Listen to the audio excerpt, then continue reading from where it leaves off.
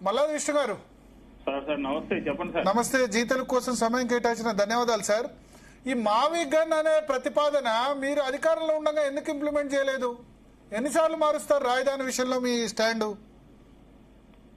మీరు చెప్పింది రాజధాని కాదండి. హలో, చెప్పండి సార్. వినపడుతుందా? వినపడుతుంది. మేము చెప్పింది రాజధాని అని కాదు. రాజధాని మా స్టాండ్ చంద్రబాబు నాయుడు గారు కడుతున్న దానికి మేము ఎక్కడో కూడా అక్కడ కట్టద్దు అని చెప్పట్లేదు. మీరు ఆ విషయం గుర్తు పెట్టుకోవాలి, గ్రహించాలి. మా యొక్క అభిప్రాయం ఏంటంటే వివరాలతో సహా లెక్కలతో సహా అన్ని చెప్పారు జగన్మోహన్ రెడ్డి గారు. ఈ అక్కడే అమరావతి నిర్మిస్తే ఏ రకంగా పరిస్థితి ఉంటుంది, దానికి సంబంధించినటువంటి ఖర్చు ఏంటి, దాంట్లో జరుగుతున్నటువంటి అవినీతి ఏంటి, ఏ రకంగా మనం దాన్ని ఉదాహరణకి కట్టమందాము, చంద్రబాబు నాయుడు గారిని అక్కడే కట్టమందాము, ఎన్ని సంవత్సరాలు పడుతుంది, ఎంత డబ్బు అవుతుంది చెప్పండి. ఈ రోజు జగన్మోహన్ రెడ్డి గారు చెప్పింది వాస్తవానికి దగ్గరగా ఉందా లేదా? రాజకీయాలు పక్కన పెడదాము, విమర్శలు పక్కన పెడదాము, ఆచరణ సాధ్యమయ్యేదైనా కొన్ని బిల్డింగ్స్ అవుతాయి, కొన్ని ప్రభుత్వ ఆఫీసులు అవుతాయి. ప్రభుత్వ ఆఫీసులతో రాజధాని తయారవుతుందా? ఇప్పుడు ఫస్ట్ ఫేజ్ లో ఉన్నటువంటి రైతులకి ఎన్నో ఇబ్బందులు ఎదుర్కొంటూ ఉన్నారు. వాళ్ళని రెచ్చగొట్టి మా మీద చేసి మేము అడ్డం పడ్డట్టుగా చెప్పారు. అసలు తీర్మానం ఇప్పుడు చేయాల్సినటువంటి అవసరం ఎందుకు ఏర్పడింది? తీర్మానాల ద్వారా సమస్య పరిష్కారం అవుతుంది. మీ వల్లనే అవసరం పడింది అంటారు. మీరు మూడు రాజధానులు చేంజ్ చేయకపోతే తీర్మానం అవసరం ఉండేది కాదు. మళ్ళీ మీరు ఎక్కడ వస్తే మళ్ళీ ఏం చేంజ్ చేస్తారో అన్న ఉద్దేశంతోనే చేసామంటారు. Sir, for suppose Chandrababu Naidu గారు ఈ 5 సంవత్సరాలు 28లో పూర్తి చేస్తానని అన్నారు. పూర్తి చేసినప్పుడు ఇంకా మరి మేము వస్తే అక్కడ బిల్డింగ్లన్నీ బుల్డోజర్లతో కొట్టించేం కదా, మార్చలేం కదా. అయినా కానీ అక్కడ ప్రజావేదిక కూల్చేశారని అంటారు కదా వాళ్ళు. అప్పుడు ప్రజావేదికను కూల్చేశారని చెప్పి ప్రజావేదిక వేరు, 10 అంతస్తులు 20 అంతస్తుల బిల్డింగ్లు వేరు, అనుమతి లేని బిల్డింగ్లు వేరు. ఇప్పటికైనా సరే 3,000 12,000 చొప్పున అమ్ముతా ఉంటే, ఎస్ఎఫ్టీ స్క్వేర్ ఫీట్ ఇస్తా ఉంటే దానికి ఎవరు సమాధానం చెప్తారు? నేను ఒకటే అడుగుతున్నాను, తెలుగుదేశం కానీ లేకపోతే జగన్మోహన్ రెడ్డి గారిని విమర్శించేటటువంటి వాళ్ళు కానీ ఈ రోజు ఆయన మాట్లాడినటువంటి దానికి ప్రతి పాయింట్ కి ప్రతి దానికి సమాధానం చెప్పమనండి. మేము అడిగిన దానికి సమాధానం చెప్పమనండి. ప్రతిపక్షంగా మేము అడుగుతా ఉన్నాం, దానికి సమాధానం చెప్పమనండి. తమిళనాడు నుంచి, చెన్నై నుంచి కర్నూలు రాజధాని వచ్చినప్పుడు ఇన్ని లక్షల కోట్ల అప్పులు చేసి రాజధాని కట్టారా? కర్నూలు నుంచి హైదరాబాద్కి వెళ్ళినప్పుడు ఇన్ని లక్షల కోట్లు అప్పులు చేసి హైదరాబాద్ నగరం ప్రభుత్వాలు చేశాయా? ఎందుకు మీరు బూచిని చూపించి అధికారంలో కొనసాగాలని ప్రయత్నం చేస్తా ఉన్నారు? మేము ఇప్పటికైనా చెప్తా ఉన్నాం, మేము అనేది ఏంటి, వరదలు వస్తే మునిగిపోయే చోట కానీ లేకపోతే ఒకే చోట అన్ని బిల్డింగ్స్ మనం ప్రభుత్వం అప్పు చేసి కట్టడం మూలంగా ఆంధ్ర రాష్ట్ర ఆర్థిక పరిస్థితి, భరాయించే శక్తి సామర్థ్యాలు ఆంధ్రప్రదేశ్ ఉన్నాయా? రాష్ట్ర ఆర్థిక పరిస్థితి ఏంటి? ఇప్పుడు ఇన్ఫ్రాస్ట్రక్చర్ ఉన్నటువంటి ప్రాంతంలో పెట్టుకుంటే మనకి ఇబ్బంది ఉండదు కదా, అప్పులు ఉండవు కదా, ప్రజల మీద భారం పడదు కదా అనేది మా ఒపీనియన్.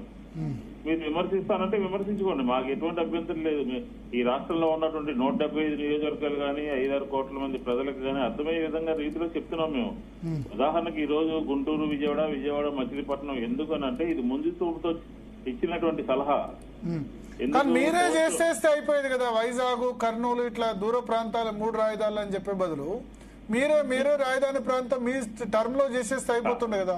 కాదు సార్, మీరు అర్థం చేసుకోవాల్సింది ఏంటంటే పోర్టు కంప్లీట్ అయిన సందర్భంలోనే ఇవన్నీ వస్తాయి. పోర్టు మేము శంకుస్థాపన చేశాము, సంవత్సరం పనులు మొదలు పెట్టాము. గుంటూరు, విజయవాడ మచిలీపట్నం మధ్య 4 లేన్ రోడ్డు కంప్లీట్ చేశాము. ఇప్పుడు అభివృద్ధి జరగడానికి ఆస్కారం ఉంది, పోర్టు ఆధారితమైనటువంటి పరిశ్రమలు రావడానికి. అలాగే మీరు వర్షంలో వానాకాలం వస్తే మునిగిపోయే చోటు కాకుండా మెయిన్ రోడ్డుకి రండి, హైవేకి పక్కగా రండి, అభివృద్ధి చేయండి, 3 సిటీస్ తయారు చేయండి అనేది ఒక సజెషన్ ఇచ్చాము. తీసుకుంటారా మంచిది, తీసుకోకపోతే మరీ మంచిది. అంటే ఇది మీ పరిపాలన మీద ప్రజలు వ్యతిరేకంగా ఉన్నారని, మీ పరిపాలన మీద మీకే నమ్మకం లేదని, రాబోయే రోజుల్లో వైఎస్ఆర్ కాంగ్రెస్ పార్టీ వస్తుందని మీరు బలంగా దృఢంగా నమ్ముతున్నారు కదా. అదే కదా మీరు తీర్మానం యొక్క ఉద్దేశం. సరే, తీర్మానం చేశారు, మేము అధికారంలోకి వచ్చాము, మార్చేయచ్చు కదా. మేము అనుకుంటే మేము మార్చమని చెప్తున్నాము, అమరావతికి వ్యతిరేకం కాదని చెప్తున్నాము. 3,000 12,000 ఇవ్వడానికి అమరావతికి వ్యతిరేకం కాదా? అమరావతికి వ్యతిరేకమైతే శాసన రాజధాని అక్కడే ఉంటుందని మా 3 రాజధానిలో భాగంగా మేము చెప్పాం. ఆ రోజు కౌన్సిల్ అక్కడే, అసెంబ్లీ అక్కడే, సెక్రటరియట్ అక్కడే, సీఎం ఆఫీస్ అక్కడే ఉంచాం. దాంట్లో అడుగు పెట్టాం. ఇంకొక విషయం కూడా మీరు గుర్తుపెట్టుకోవాలి. మాయ చేస్తారు చంద్రబాబు నాయుడు గారు అంటానికి ఉదాహరణ 3 రాజధానులు 3 ముక్కలాట వద్దని అంటున్నారు కదా. మొన్న ప్రెస్ మీట్ పెట్టి Tirupati zone 1, Amaravati zone 2, Visakhapatnam zone 3 అన్నారు. అంటే ఏంటి? మేము చెప్పినటువంటిది రాజధానుల పేర్లు మార్చేసి జోన్లు చేశారు ఆయన.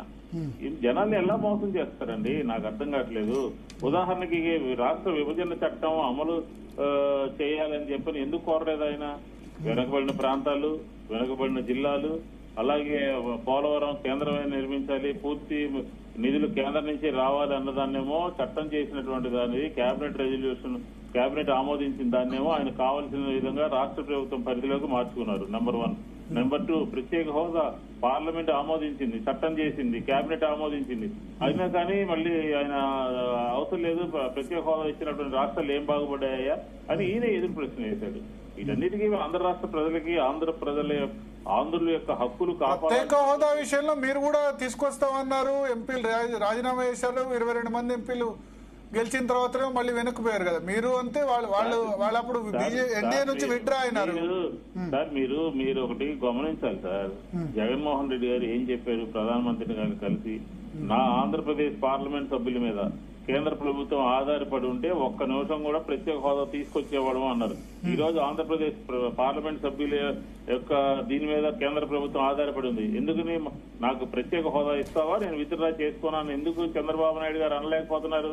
ఇలాంటి పరిస్థితి వస్తే జగన్మోహన్ రెడ్డి గారు 100% అంటారు. రాసి పెట్టుకోండి.